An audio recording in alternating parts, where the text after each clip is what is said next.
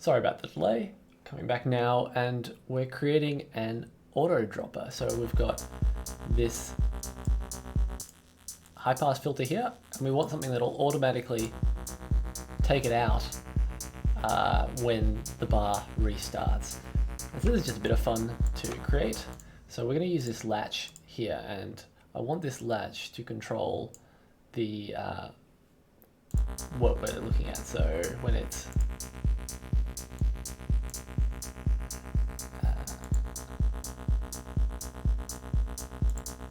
that does not appear to be doing it, does it? Why is that not doing it?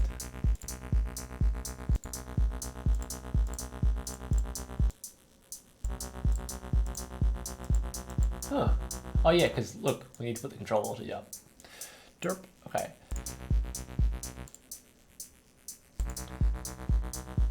But in order to automate this, so that's actually going to be our, so the way this is going to work is when we're ready to start, we're going to press this latch button, and that's kind of a pending state. And then at some point, when the bar starts, that's going to kick it over to our control. And then when the bar finishes, it's going to reset itself. So we're going to need some logic gates. Let's grab, well, we don't need that yet. We're going to need that later. Where is our logic? Oh, there we go. So we want an AND gate. May as well grab some OR gates while we're here as well. Where are they? OR gates. So we want to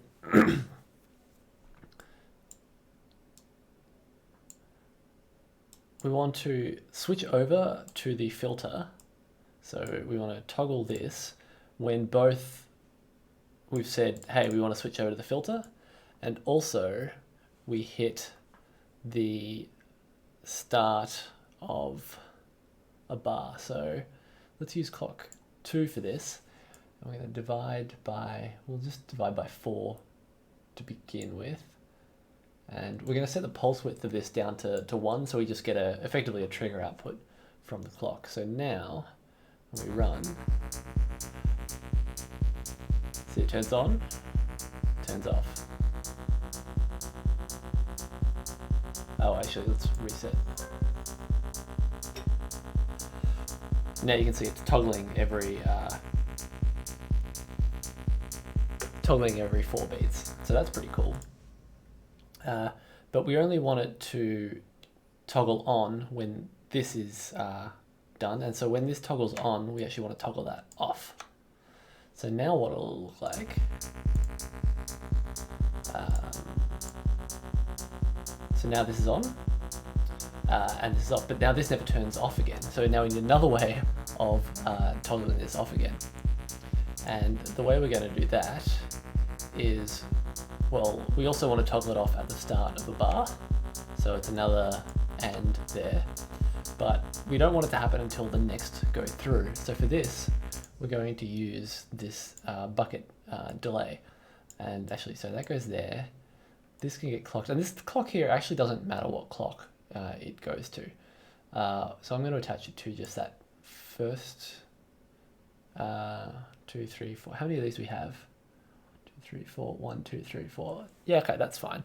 It just needs to be, we need some delay after this input to go into this trigger.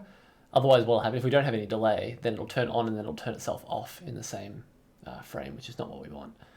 And then here, the output of that goes to an OR, and then that.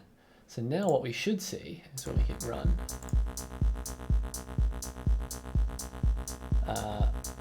that's, what have I done wrong here? Oh, no, this is exactly what we want, sorry. So we'll latch it, it turns on, and then it turns off. And then it stays off. So now this controls our gate.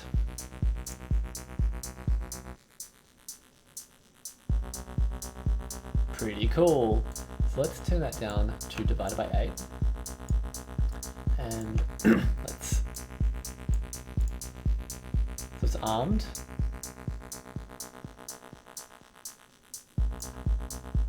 we get an auto drop. I just thought that was really, really cute. I really enjoyed it. Another fun thing we can do is if we get, what is it called? There's a submarine module that I want. It's like an input sync. Why? Oh, there it is. Input syncs. If we sort of sync all of these,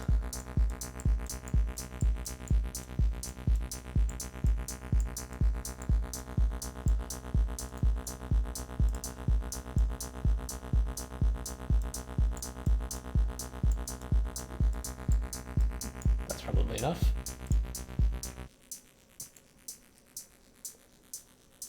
See, it gives you a little bit of a counter.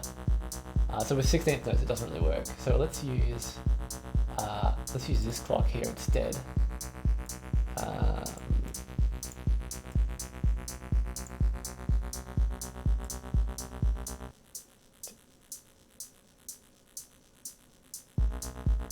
Yeah, so it gives you a count of what's going on. So I thought that was pretty cute. Let's do one quick thing. One more quick thing. I didn't really get something working here, but I wanted kind of like this cloppy glass shattering sound. It's another thing that as I said, I was taking notes listening to a Colin Bendis performance, and this was a sound that I was interested in making. And so my thought was that if we got like a cowbelly woodblocky sort of sound, and play it like there. So trigger that, put that down here, turn that up, hit run.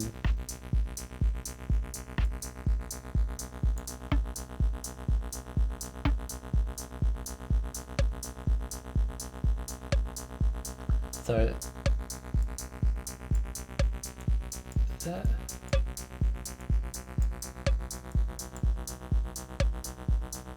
All right, so use something like that as a base, and then I'll just turn down these other ones while we're developing it. Maybe give us another one. And then I thought if we feed that into some delay, so let's use the Horror delay model. Out, in, mix, out, there. And so we want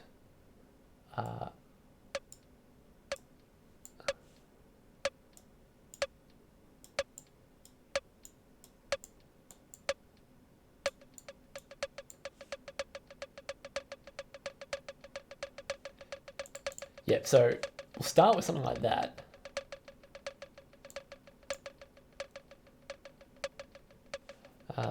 That's actually,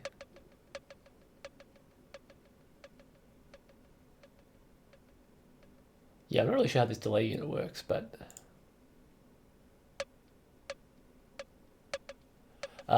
yeah, right, so the time,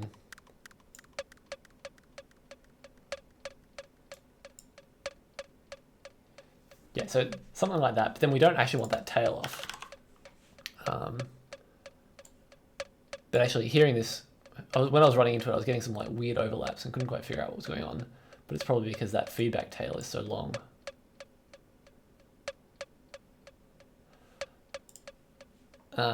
But then I wanted to actually,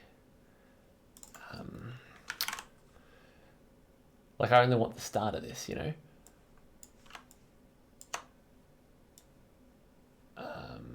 Output like that.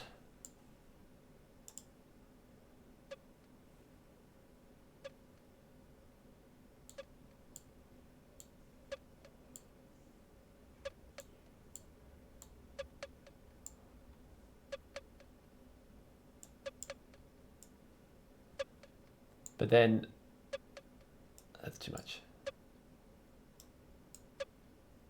That's not enough. So yeah, I found like this, one of those experiments that didn't quite end up working.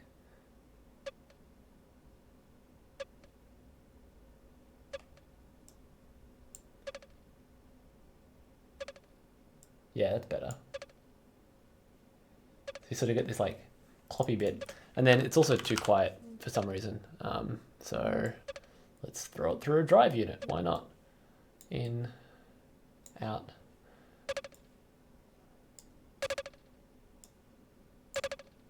I don't really know how to use this thing.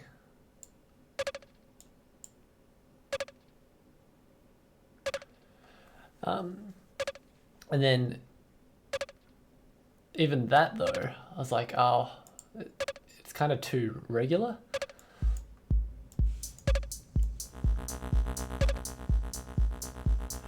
Also, this bass sound, I totally forgot to filter it, which explains why it's really full on. I've been worried about that the whole time. Let's just use one of these ones that we've been doing.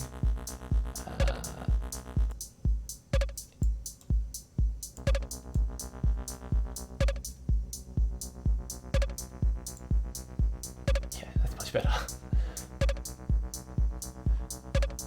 Oh, actually, a bit of reverb. Tune it up a little. So like, that's pretty cool. The other thing I was thinking, like what if we try attenuating it and see what happens?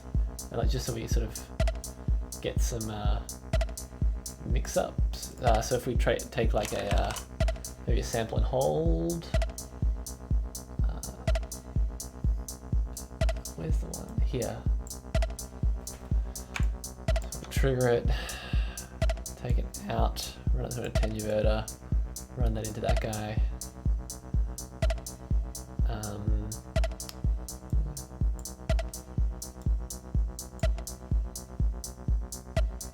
So that's too much, obviously.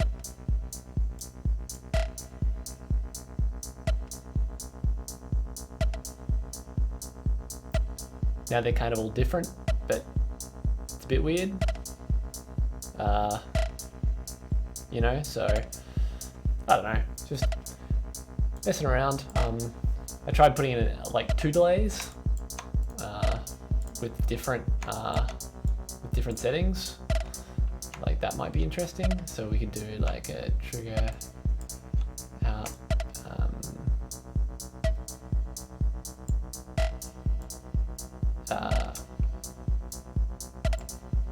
I wonder if this works.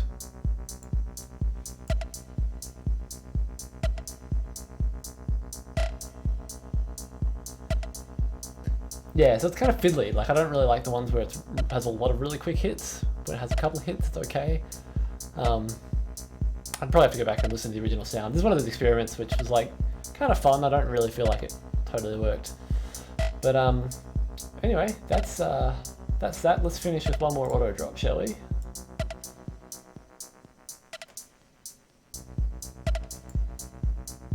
Fun. This is a heap of fun to play around with. But yeah, this is just some basic techno stuff. I think what I want to do next is move back into more like sirens and noise and maybe some ambient stuff. Move away from the 4 on the floor sort of stuff, but I don't know. We'll see. I'll leave it there. Hope you had fun. Hope you learned something, and I'll see you on the next one.